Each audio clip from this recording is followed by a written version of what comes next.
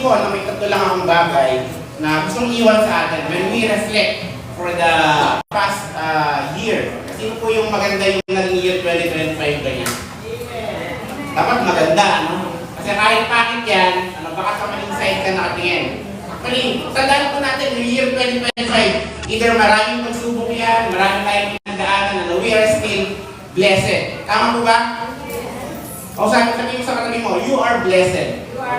Tayo po ay pinagpala ng ating Panginoon. Ano? At sa umaga po ito, bago tayo mag-reflect, gusto ko munang i-share sa inyo yung word na humility. Everybody says humility. Humble ba tayo? Tayo ba ay mapagkumbaba? Alam niyo ba, napakaganda ng teksto na yung actually sinulat ni Pablo, na bagamat napakarami na niyang ginawa, ito pa yung sinabi niya, babalikan ko lang sa verse 12, hindi sa nakamtan ko na ang mga bagay na ito.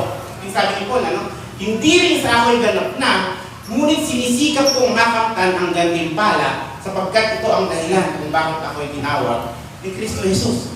Alam niyo ba, sa dami ng ginawa ni Paul, ito pa yung sinasabi niya, hindi sa nakamtan ko na to, Pero kung tititan po kasi natin, actually yung background ni Paul, atras lang ako ng konti, sa verse 12 tayo, 12, 13, 14. Atras lang ako ng 8 to 11. Ito yung sabi ni Pablo.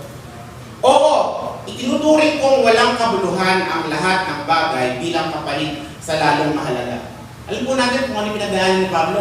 Napakarami shipwreck, napakarami niyang na-share ng gospel, napakarami niyang ministeryong ginawa sa Panginoon, napakarami niyang pinagdaanan, napakarami niyang magagandang bagay, kumbaga good works na ginawa.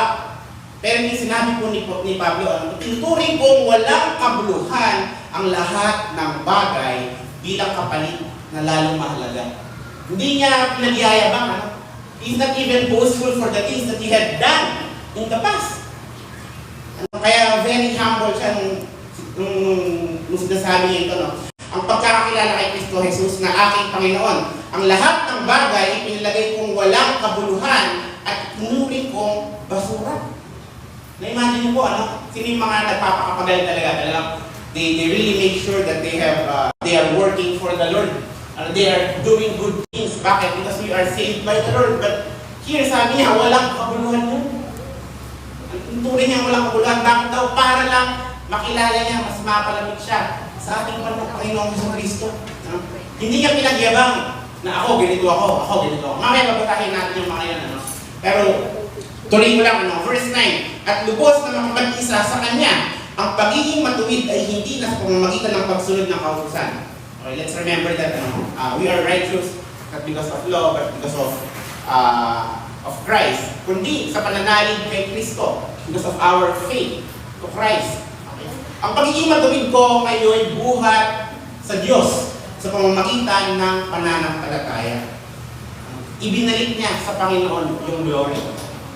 Of all the things that He had done, sabi niya, hindi daw siya. Kaya lang niya nagagawa yun because of what? Of His faith to the Lord. Hindi daw yung pagsunod sa kautusan yung reason kaya siya naging matuwid. Saan daw? Dahil sa pananampalataya niya sa Panginoon. Ibinabalik niya yung glory sa Panginoon. And that's being humble. No matter what, kung ano po yung makamtan natin, for example, 2025, we are blessed in so many things. Ang sabi ni Pablo, kaya lang daw niya nakamit yun because of His faith to the Lord. Dahil sa Panginoon. Dahil sa Panginoon kung ano yung meron tayo ngayon. And that's humility. Napakaganda po, Sino po yung maraming nakatanggap na pagpapala ng 2025? Amen! Amen, Pero tandaan po natin, hindi po galing sa atin yan. Galing po sa Panginoon yan. Ano yung sinabi ni Pablo? Basura lang yan. Ano yung importante, mga kapatid? Yung pagsisik natin sa Panginoon. Yung pagkilala natin sa ating Panginoon. Yung pagpapalapit, yung paglapit natin sa Panginoon. Yun po yung mahalaga. Yung mga meron tayo, the things that we are receiving or we received in the past, actually, mga bonuses lang yan. Sino po yung gusto ng bonus? Pero pinakamagandang bonus, yung makilala natin, mas mapalapit tayo sa ating Panginoon Jesus. Amen po? Amen. And so, tutuloy ko lang, 10, 11, Ang tanging hangarin ko lang ay lubusang makilala si Kristo. Dapat pala yun yung tanging hangarin natin. Makilala yung ating Panginoong Jesus. Paano po natin magagawa yan, mga kapatid? Dapat araw-araw talaga tayo nag-aaral ng Biblia. Sino po yung may prayer time dito? And yung Bible time talaga. Hindi lang po prayer time, let's remember. Ako parating sinasabi. Prayer time is the time we talk to God. But when we read the Bible, it is the time when God talks to us. Sa isang relationship po, hindi pwede one-sided lang. Halimbawa yung mga mag-asawa dito or mag-partner, mga jowa. Diba? Hindi pwede yung isa lang yung nagsasalita. Two-way po yan. Nagsasalita yung isa, nakikinig yung isa, baliktad din. Nagsasalita naman yung kabila, nakikinig yung kabila. And ganun po yung relasyon natin sa Panginoon. Hindi pwede tayo yung kumakausap sa Kanya. Hayaan mong kausapin din, hayaan mong mangusap din sa'yo yung ating Panginoon. Sa pamamagitan ng sa pag-aaral. At lubusang makilala si Kristo. Maranasan ang kapangyarihan na Kanyang muling pagkabuhay. Ito po yung goal ni Pablo. Yung muling pagkabuhay. Sino po yung nais ng eternal life? Saan natin makakaptan yan? Sa Panginoong Jesus lang. Makibahagi sa Kanyang mga paghihirap at maging katulad niya sa Kanyang kamatayan. Verse 11, umaasang ako man ay muling bubuhayin mula sa kamatayan. And that's how faith works. Tayo umaasa tayo, someday we believe and we know. That let's remember, our Lord Jesus Christ is faithful. And darating yung time. Tayo bubuhayin niya. Lahat tayo, mga kapatid, everyone, darating yung panahon, lilibas tayo dito. Yung katabi mo, lilibas din yan, una-unahan na lang. Pero lahat po tayo lilipas po, Pero yung mali yung magandang pangako ng ating Panginoon, mga kasama natin siyang muli. Sabihin mo sa katabi mo, sana kasama ka doon. Sana kasama po tayo doon, Sana darating yung time na kasama natin yung ating Panginoon pag dumating po yung araw na yun. So number one, humility. Let's remember, when we reflect, let's reflect with humility. Not being boastful na, galing-galing ko talaga, kaya ako nakuha to, kaya ako nagawa to. It doesn't work like that. Okay, let's be humble when we reflect in front of the Lord. Okay, and point number 2 po, sabay-sabay natin masahe. 1, 2, 3, go. Forget. Ito maganda to para sa mga makakalimut din. Sino ba yung makakalimut din dito? Let's forget daw. Okay, ano po yung let's forget? Sa Philippians 3:13, ito sabi ni Paul, brothers and sisters, I do not consider myself yet to have taken hold of it. But one thing I do, forgetting what is behind. Okay, sino po yung nakalimutan yung cellphone niya sa bahay?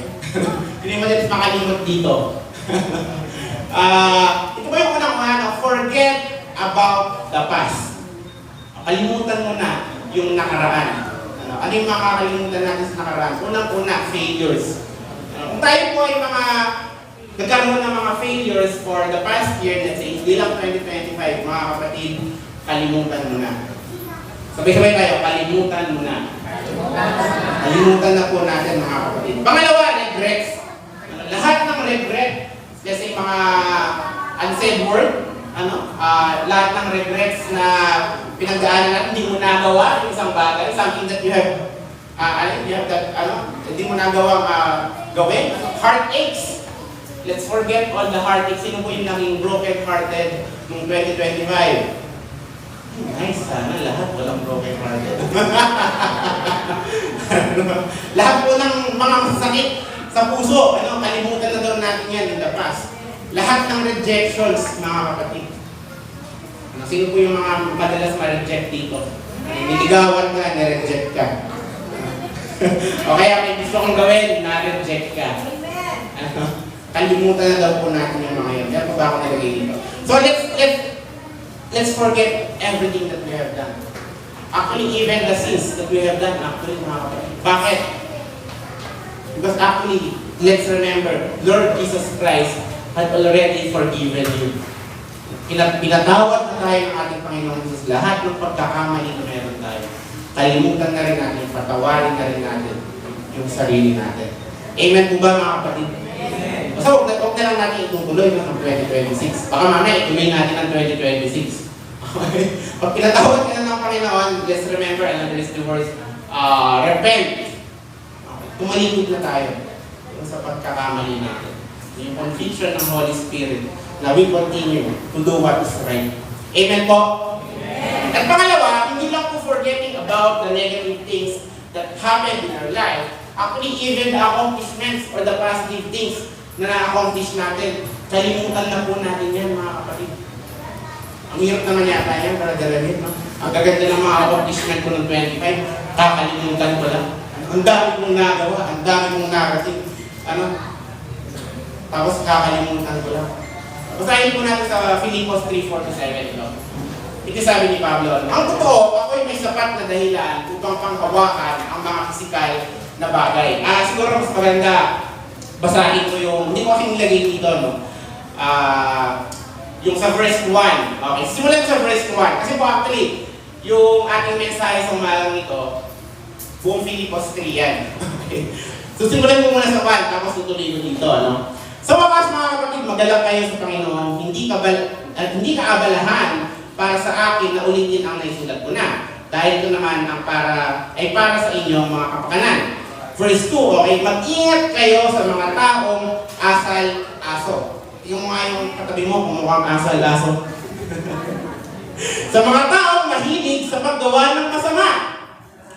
Sila'y mga taong nanghihiwa ng masayang bahagi ng kanilang katawan. Verse 3, tayo at hindi sila ang tumanggap sa tunay na pagtutuli, tayong mga sumasamba sa Diyos, sa pamamagitan ng Kanyang Espiritu ang pinagmalaki natin ay ang ating buhay kay Kristo Jesus at hindi tayo umaasa sa mga pisikal na bagay. Verse 4 sabi ni Pablo. Ang totoo ako'y may sapat na dahilan upang panghawakan ng mga pisikal na bagay. Actually, meron siyang karapatan to boast. Pero kung sa atin, kung lahat sa atin, kung may karapatang magyabang, si Pablo po yun. It is Paul who can boast, but he chose not to. Kung iniisip niyo naman na siya may katwirang umasa sa mga ganitong bagay, lalo na ako. Sabi ni Paul, kung ikaw may karapatan ka magyabang, sabi ni Paul, lalo na ako. Pero hindi sinabi niya kapag ng verse 5. Ako'y pinuli sa ikalong araw, tandaan natin yung culture ng mga Jews, itinutuli sila sa ikalong araw ng kanilang panganakan. Ako'y sinilang, ako'y isang tunay na Israelita. Mga Israelita ba tayo by blood?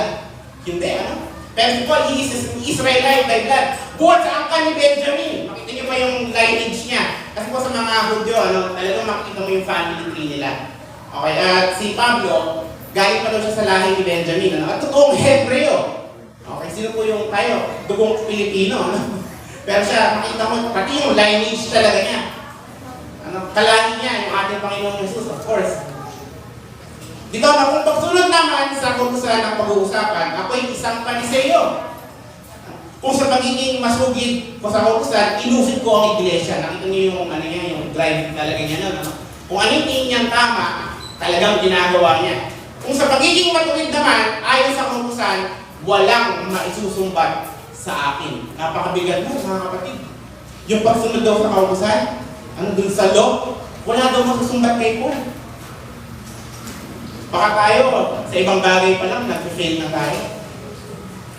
Pero si Paul, ginawa daw niya yung mga yan. Pagdating sa 17, sabi niya, ngunit dahil kay Kristo, ang mga bagay na pinahalagan ko noon, ay inurin ko walang kabuluhan ngayon.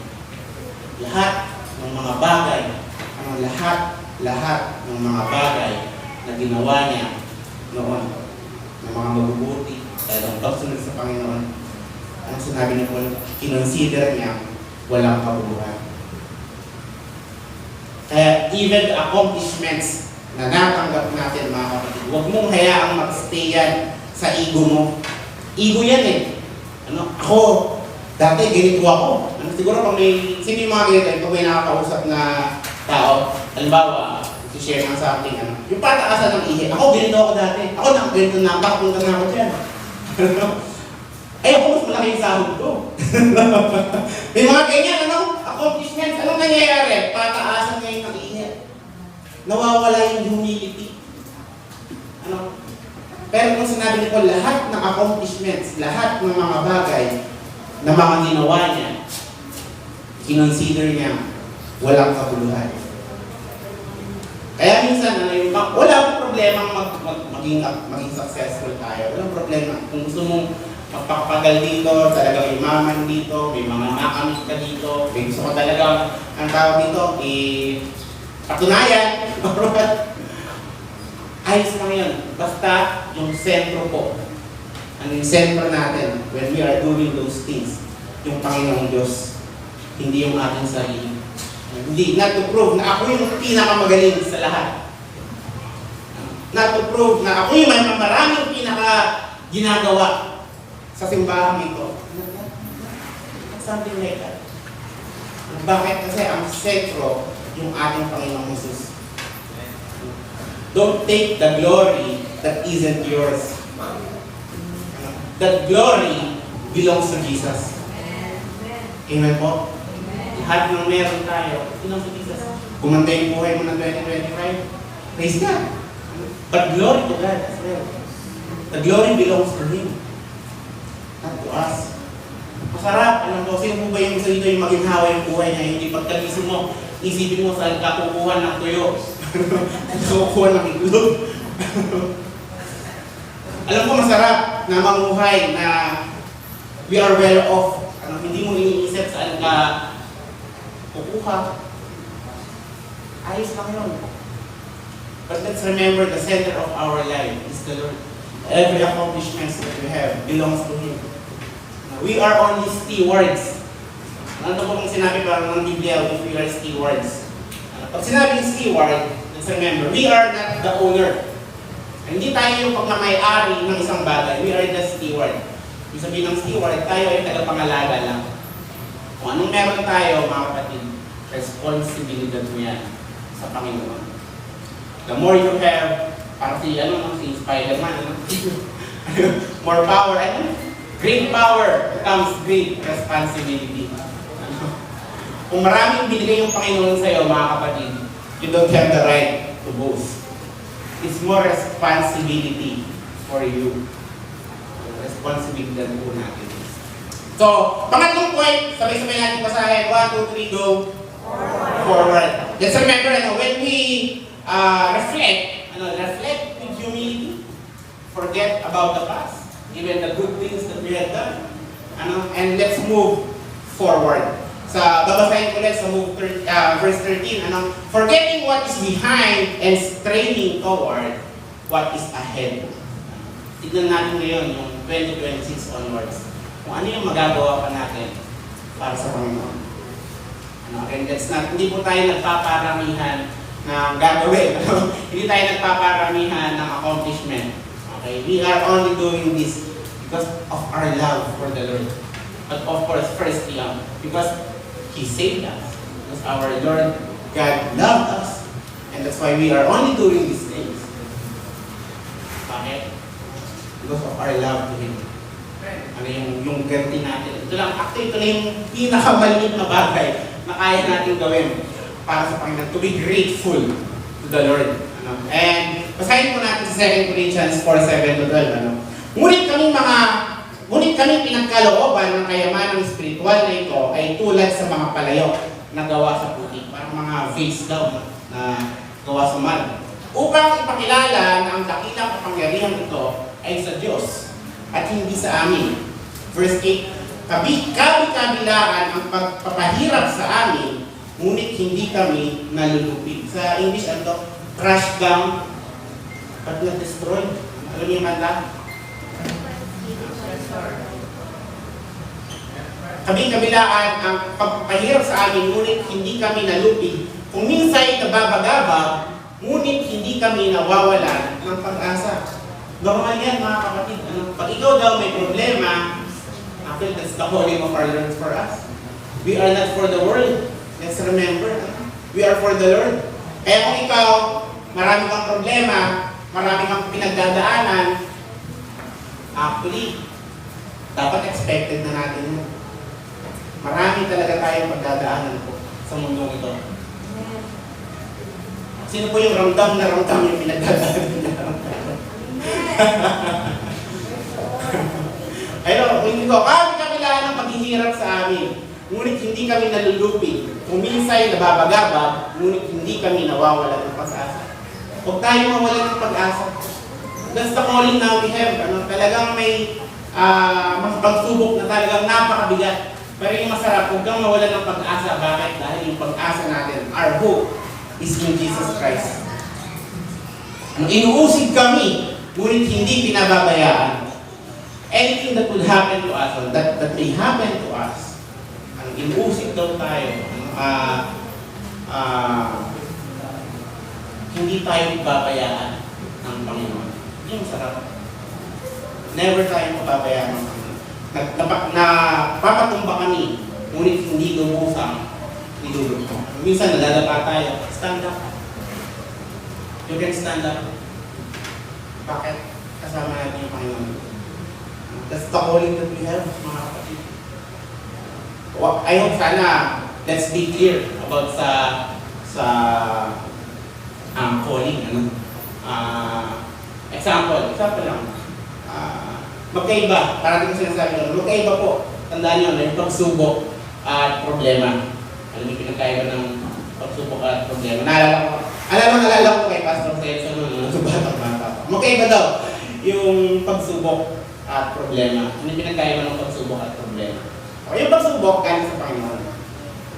Yung problema galing sa tao.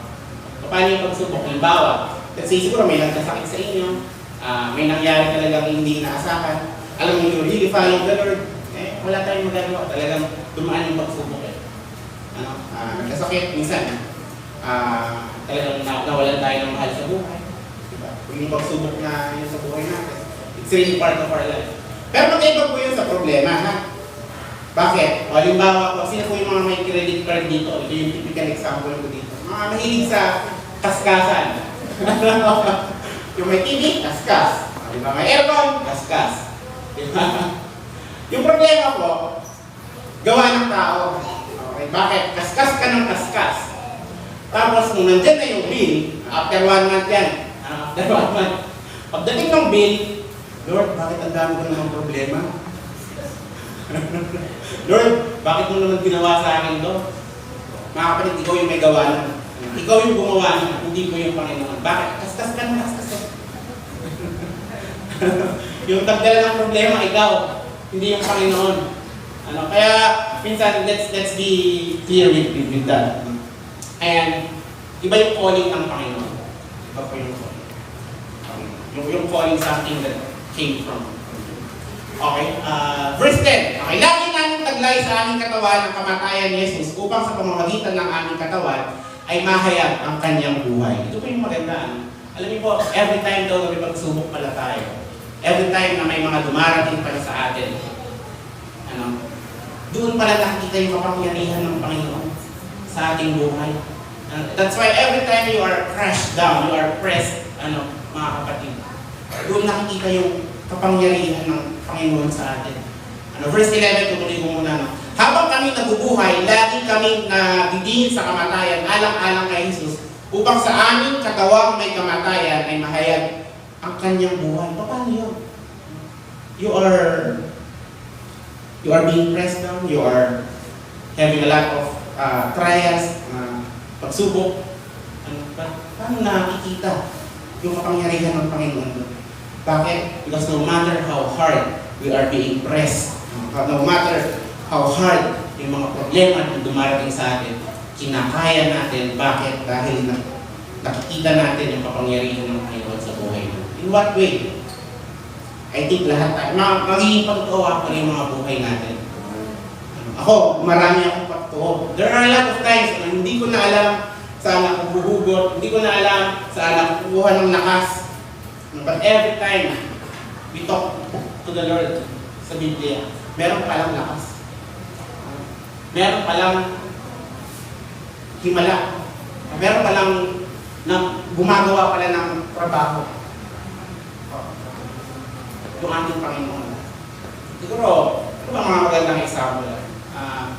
Siguro, pinakamadali, umanik sa finances. Sino yung mga madalas na mga problema sa financial skill dito?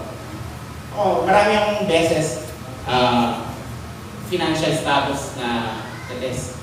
I'm not here to host again mga kapatid. Pero, hindi ko alam kung best ko nung share. Dito, si Sister Ira alam nito. May DBBS dito noong that time. Alam mo, hindi ko na alam. Saan ako, yung dati kong sasakyan, yung ginagamit ng mga tao ngayon. Hindi ko na alam saan ako huhugot ng pambayad that time. Kaya may DBBS. Alam niyo po ang church natin noon, walang punto. Walang funds ang church. Kung gusto natin talaga mag-DBBS. Ako, parang 3 buwan na akong hindi makakahulog ng sasakyan noon. Iniipon ko po yan. Hirap nun 3 buwan na atrasado yung sasakyan. Talagang feel mo, pahatak na yung sasakyan. Kasama prayer ko lang kay Lord. Lord, kung hindi para sa akin to, if this is not for me, take it. It's alright. Alam niyo pa yung sasakyan, 3 years na pala na. 2 years na matatapos na. Pero, ibibigay ko yung pera sa DBBS. Katuloy yung DBBS. Nagpapagod pa kami dyan. Ayan, kasama natin yung mga yun. After ng DBBS, hindi pala after ng DBBS. Sa kalagitnaan ng DBBS, I have this client. Kasi nagbayad siya. Out of nowhere, nabayaran ko. Maraming beses po yan. Hindi po isang beses yan. Maraming beses po yan. Kung uunahin natin yung Panginoon, ipangako talaga ng Panginoon. Doon nakikita yung kapangyarihan ng Panginoon. Bakit? Dahil inuna natin siya. Not because of our own works. Hindi ako naghahanap ng client mo na for all you know, Hindi ako naghahanap ng client. Bigla na lang may magka-chat. Ilang beses nangyari yan, I assure you. Hindi po isang beses. Hindi. A lot of times, hindi ako naghahanap ng client or anything. Sila yung lumalapit. That's why, ever since that I started my work sa ganitong linya, I always believe, I don't have to work. I only need to work for the Lord. And siya na yung bahala sa akin. Makakakita niyo sa problema. Namatayan din kami. Nawalan din kami ng mga mahal sa buhay. Pero kaya natin. Ano yung masarap, for example, yung pagsubok na meron tayo. Kadaran lahat tayo lilipas dito. For example, when my mom passed away, mga kapatid. Bakit natin kinaya yung mga ganun? Because we are assured na kasama ng mahal natin sa buhay, yung Panginoon. Meron tayong assurance, meron tayong napanatag tayo na nandun siya sa Panginoon, hindi sa mainit. Hindi siya dito umaapoy. That's the assurance na meron tayo. Kaya makikita sa buhay natin, no matter what. Merong mga tao, I have a friend, namatay yung tatay niya. Talaga nagpa-psychiatrist ka. Bakit? Because sa kanila, mahirap yun. Sa atin, doon miss natin yung mga mahal natin sa buhay. We have the assurance na kasama nila yung Panginoon. We have the assurance na maayos. Na nasa maayos na silang lugar. Ito yung napakasarap. Na kaya no matter anong pagdaanan man natin, maubos man tayo dito, alam natin, maayos tayo sa piling ng Panginoon. Amen po? Pagdating sa part 4 naman, ito yung maganda. After natin sa humility, let's reflect in humility. Let's forget about the past. Okay, let's move forward. At yung masarap, may reward. Sino po yung nais ng reward? Bukang kami lang ni Angel Rian. Ano, kita na lang tayo.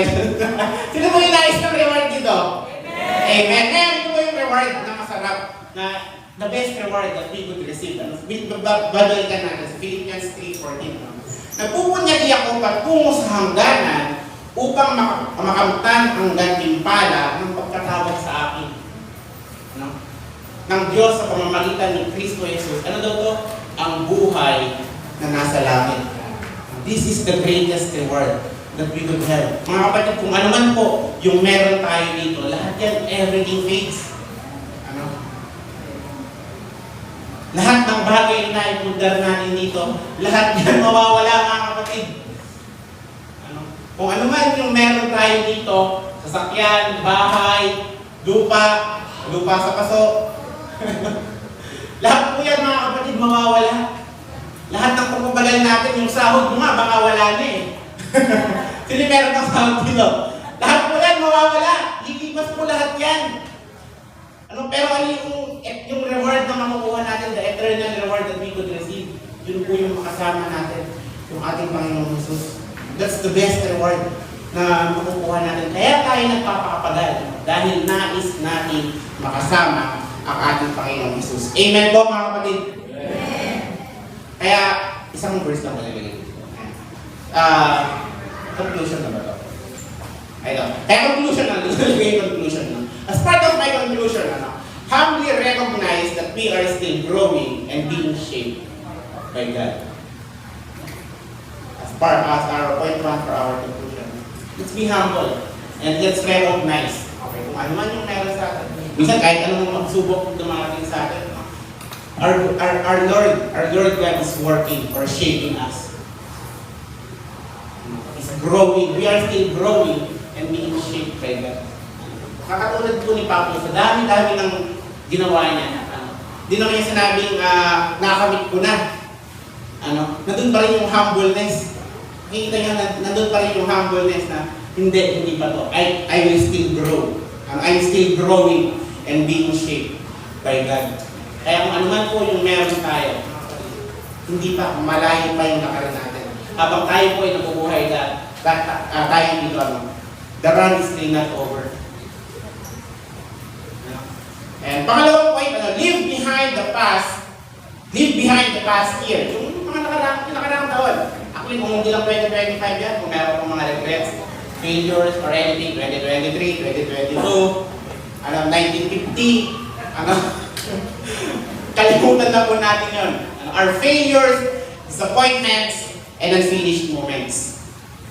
Bakit? Kung ano man po yung meron doon, pinatawag na tayo ng Panginoon.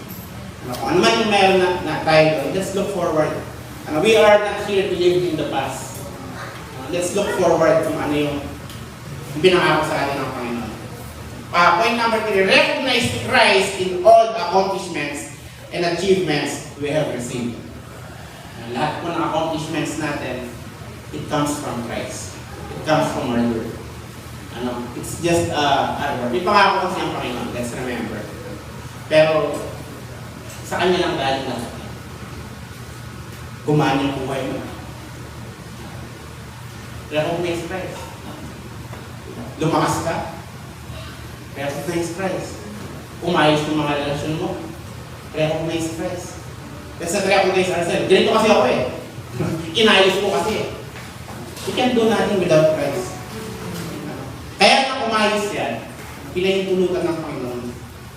Kaya mo naayos yan, because the work that our Lord is working in our life.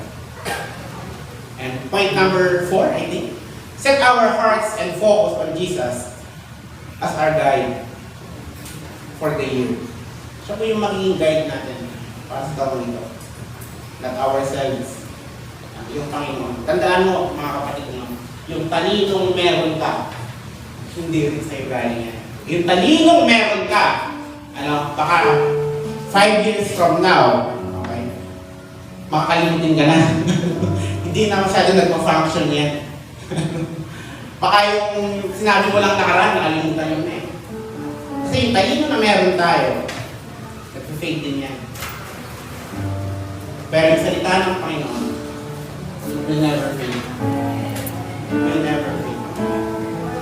And last point for this morning, press on with hope and determination toward God's calling. Yung purpose ng Panginoon sa ating buhay, yung calling ng ating Panginoon to share the gospel. Let's remember, we are called to share the gospel actually, not just for ourselves. An eternal reward found in Christ. Ito yung pinakamasarap na regalo. Dahil mga kapatid, darating yung time sa lahat ng trabaho natin na ginawa sa Panginoon, para sa Panginoon. Because, let's remember that we can work for the Lord at kaya all strength. But because of God pa rin, because of Him pa rin, who give that strength, that intelligence that we have, that wisdom that we have. Pero darating yung time, lahat tayo manghihina. Darating yung time, lahat tayo siguro Hirap na kahit maglakad lang, kahit pumunta sa bahay sa bahay. Darating yung time, lahat ng finger natin, baka wala. Pwede ngayon, meron ka. Maraming tao, ngayon, meron sila. Sagana yung buhay nila, malakas sila. 10 years, 20 years from now, minsan hindi mo na makilala. Ay, ganyan, parang, gano'n na lang. No amount of money. Mapapahaba lang yung buhay natin. Minsan, di ba po? Health siguro sa atin. Darating yung time, manghina tayo. Ano yung pinakamasarap? On our deathbed, you can say to Christ, Lord, salamat. Lord, I finished the race. Lord, I persevere. Maraming salamat. Kinaya ko lahat ng pagpapagal ko. The time will come. Our Lord will say, anak, rest. You can rest na. You can rest in my hand. Lahat ng pagpapagal, lahat ng hirap pinagdadaanan natin. Darating yung time. May eternal Lord na pangako yung ating Panginoon. Tayo manalangin. Panginoon na magpangyarihan sa lahat. Maraming salamat, Panginoon. Sa umagang kay ganito, may nagdalog sa amin. Maraming salamat, Panginoon, sa mensahe sa umagang ito. We give all the glory to you alone. Maraming salamat, Panginoon, para sa nakaraang taon. Yung mga paghihirap na pinagdaanan namin, yung mga problema na kami mismo yung may gawa. Yung mga blessings, Panginoon, na pinagkaloob mo sa amin, maraming salamat. Pinagkatiwalaan mo kami. And as the year 2025 had ended, we move forward towards 2026, Panginoon. Give us the courage, your protection, Panginoon. Give us the strength, Panginoon, na magpatuloy na. Help us, dear Lord, Panginoon, sa lahat ng pagkakataon na pinagdadaanan namin. Tulungan mo kami, Panginoon. Patibayin mo ba, Panginoon, yung aming pananampalataya. As we move towards you, Panginoon. Bigyan mo pa kami ng kalakasan, Panginoon, ng katalinuhan na nagmumula sa inyo, Panginoon. That we pray, that we will do your will sa mundo ito, Panginoon. Bigyan mo kami, Panginoon, ng wisdom na nagmumula sa inyo. Deep in our hearts, Panginoon, nais lang namin maglingkod sa inyo. Panginoon, habang kami may lakas, help us, dear Lord, na yung buong lakas namin ay maging papuri sa inyo lamang, Panginoon. And Panginoon, we're praying, pagdating ng panahon, Panginoon, we could rest in your hands.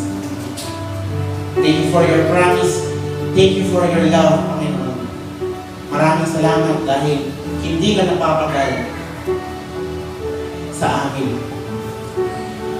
Ito lamang po ang aming samot dalangin. In Jesus' mighty name we pray. And by the power of the Holy Spirit. Amen.